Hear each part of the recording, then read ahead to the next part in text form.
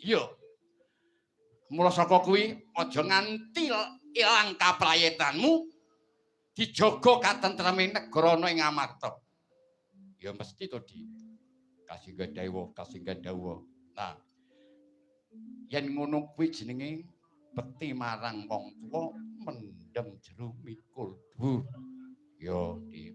Ning masalah babakan aku rasa basa ya njaluk sepuro ya, Di. Wis ra dadi apa? Lah ngono, dame. Ya ora dadi apa. Wis sepurane itu.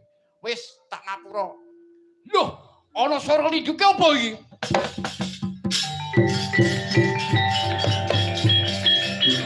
Oh, kaya lindu apa iki? Saya mikir aja.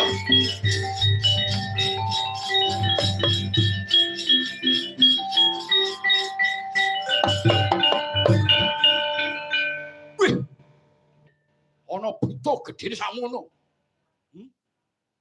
Malah jebol sanggar palanggatan jebol sing jebol ki medhus kita saka kono kuwi. Aku duwe curiga engko gek para pepundhanmu dipangan karo buta. Lah iki, Dik. Ayo. Kowe menong ngarep kowe sing basusne dadi senopati, adepono sing buta. Dik.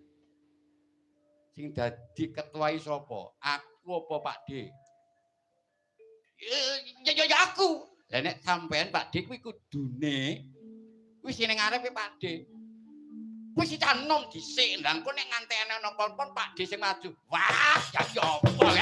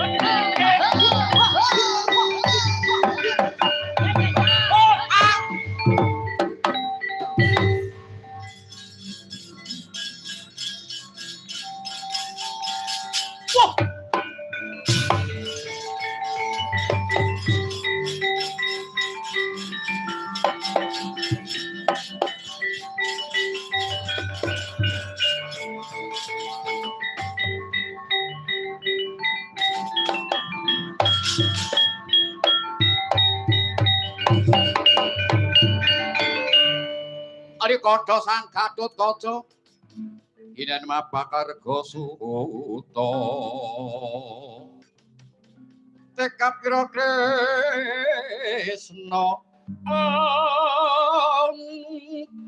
palto manen nguji sakti ira sang hina jawaran